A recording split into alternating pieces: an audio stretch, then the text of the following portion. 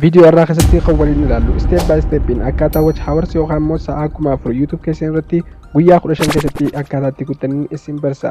Sa'a 1000 yookaan immoo watch hours 1000 argachuun baay'ee cimus mala kana fayyadamee chaanaalee kiyya irratti guyyaa 16 keessatti yookaan immoo torbaan 2 keessatti mala kana fayyadamee xumureera.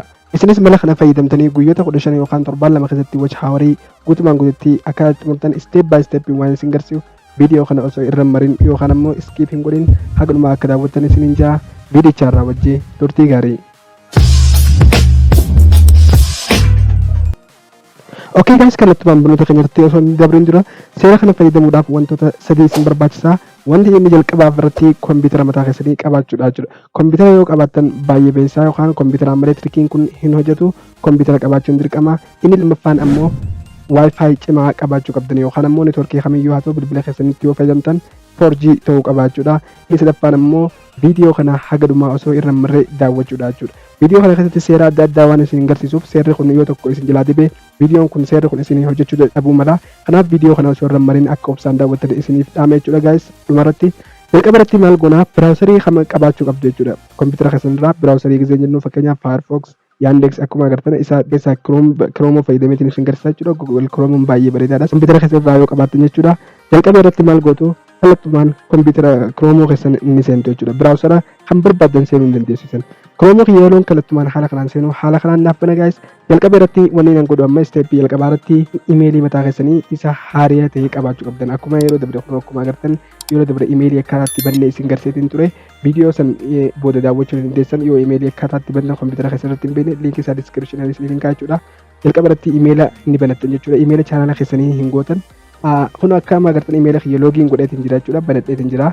Kana amma jalqaba maaliin godhaa sarara sadii isa gubbaa irratti niin cuqaasa sarara sadii akkuma agartan gama mirgaa irra jiru kana niin cuqaasa. Amma deemee iddoo histirii jettu kun akkuma agartan histirii kanarraa niin cuqaasa. Isa histirii jiru kun isa jalqabaa irratti argama. Histirii kana kiliir godhuu qabdan jechuudha. Jalqabatti histirii niin cuqaasa. Sana booda histiriilee kana as keessaa niin qulqulleessaa jechuudha. Isteeppii jalqabaa irratti.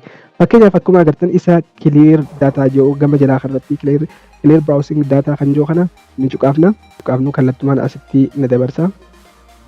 Akkuma agartan isa kanan na dabarsaa raayitii sadeenuu qabaachuu qabaachuu isaa beekuu qabdan isa gubbaarratti last hour kan jiru ni cuqaastu sana booda isa all jiru ni filattu jechuudha. Fakkeenyaaf time range keenya asirratti all ni filannaa sana booda isa clear data jiru ni cuqaasa. Yeroon clear data kiyya cuqaasu kallattumaan browserii kiyya keessaa naaf qulqullaa'ee jira jechuudha. Amma malee browserii kiyya nam tokko itti fayyadamee jiru jechuudha. Haala kanaan erga amma browserii yookaan haareen bana sana booda kanneen ni haqachuudhaas keessa waaw amma kiroomoon kiyya akka haareetti naaf deebi'ee jira jechuudha. Amma isteeppii lammaffaa irratti maaliin godhaa iddoo sarchii jettu kanarratti YouTube kiyya sarchiin godhaa jechuudha. Haala kanaan YouTube kiyya keessanii naqaa hubachiisaa imeeliin isin qabdan chaanaalii mataa keessanii qabaachuu qaba jechuudha. Chaanaalii akkanaatti banatan viidiyoo irra dabre isin garsiisan jira jechuudha. Chaanaalii banuudhaaf baay'ee salphaadha kallattumaan bilbila keessanii barachuu dandeessu. Amma akkuma agartan kunoo isa loogoo kanarratti argamu chaanaaliin kiyya naaf banamee jira jechuudha. Yoo hin banamne kallattumaan akka kiriitti godhatan hin gaafata rakkoon qabu asumaan banattanii isa loogoo kanaa eega qabaatee amma maaliin godhaa chaanaaliin watch hours itti argachuu barbaadu san sarchiin godha. Fakkeenyaaf amma an kiyyarratti isin garsiisa jechuudha. Chaanaalii keessan sarchi gootu jechuudha.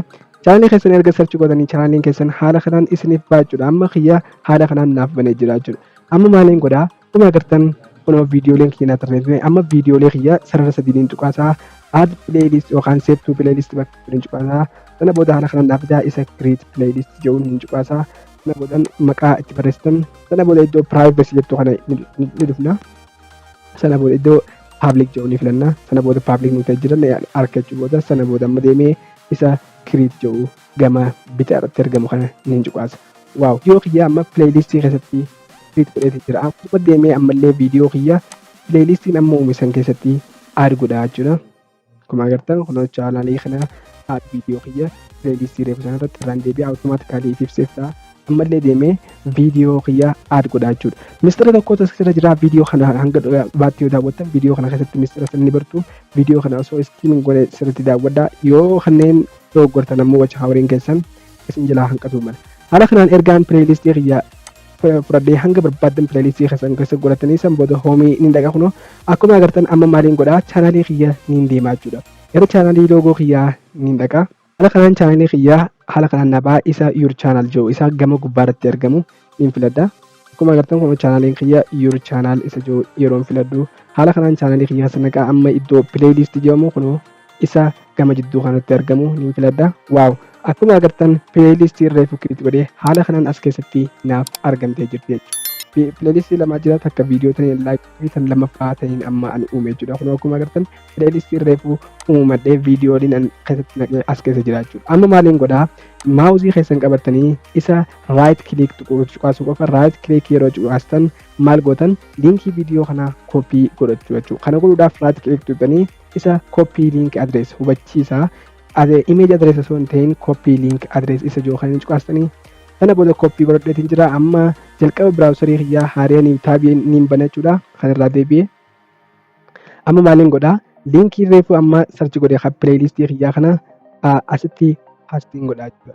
Kana godhuudhaaf raayit kiliik yookaan ammoo kontirool V fayyadamuu dandeessanii haala kanaan pileelistiin viidiyoo kiyyoo keessatti jalqaba aappii feesbuukii jechuudha. Kun guys paawus niin godhaa. Amma deeme saawundii of niin godha. Kana booda seetingii niin deema. Sirriitti ilaala. Seetingiin kun baay'ee beesaa kwaalitii kana niin xiqqeessaa jechuudha. Maaliif nu fayyada? Intarneetni akka nuti hin qaqqabneef nu fayyada. Kwaalitii gara 0 deebisee ammas deebi'ee seetingii tuqee pileeybaak isa kana 0.5 ittiin deebisa. Hubachiisa. Sirriitti ilaala 0.5 itti yeroo hin deebisu haala kanaan na deebi'a. Sana booda amma maaliin godhaa? Haala kanaan isteeppii isaa xumureetiin jira jechuudha. Gaas amma deebi'ee isa kana duplikeet godhuudhaaf jechuudha. Kana godhuudhaaf raayit kiliik duplikeet raayit kiliik duplikeet jechuun baay'isuudha jechuudha. Raayit kiliik duplikeet hanga kompiitara saffisa kompiitara keessanii dhaabbatanii hanga barbaadan baay'isuu dandeessu jechuudha. Kun akkuma agartan an hanga hin danda'u asirratti niin baay'isaa jechuudha. Amma tiriikii takkaan isinii hima.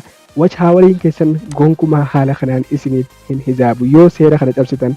Seerri tokkoffaan pileelistiin isin viidiyoon isin pileelistii keessatti himtan sa'aa takka bira hin kutuu hin qabu. Fakkeenyaaf daqiiqaa 10-20 akkana yoo ta'e viidiyoon keessan hanga daqiiqaa 50 fi 50 yoo gootan baay'ee bareedaadha. Watch haawariin keessan gonkumaa YouTube isin jalatti hin beeku jechuudha guys. Seerri inni lammaffaa ammoo yeroo haala kanaan gootan daqiiqaa 15 booda kiliir daataa gootanii akkaan isteeppii duraatti isin garsiise haariyatti seera kana irra deebitu. Seerri inni sadaffaa ammoo watch haawariin keessan yeroo seetingii YouTube yookaan ammoo YouTube studio hintanii ilaaltan gonkumaa hin jijjiiramu hanga guyyaa lamaa malee. Guyyaa lamaa booda wanti irra gootan guyyaa lamaa achi booda isiniif mul'ata jechuudha guys.